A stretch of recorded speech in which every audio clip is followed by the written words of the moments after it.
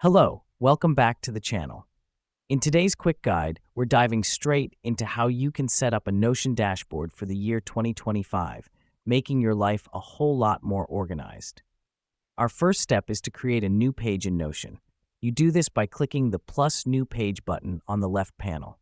This is the starting point for our dashboard, a blank canvas, if you will, upon which we'll add all our useful widgets. Now that we've done that, we're going to add a few sections. Click the plus add text button and name these sections as you see fit. You might want to include sections like tasks, calendar, goals, and projects. This helps us because each section will house a different aspect of your life or work, making it easier to manage and navigate. Next up, we're going to populate these sections with widgets. Go to the Widgets button on the top right corner and start dragging and dropping the widgets you need into your relevant sections.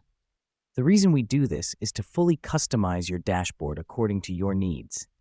For example, you might add a task list to your tasks section, a calendar view to your calendar section, and so on.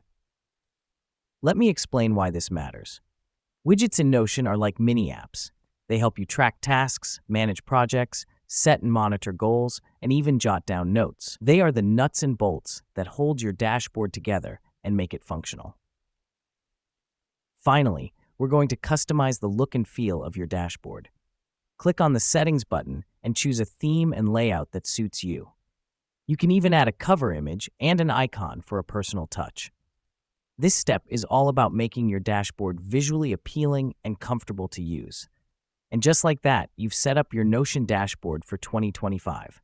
Remember, the more you customize and personalize your dashboard to suit your lifestyle, the more productive and organized you will be.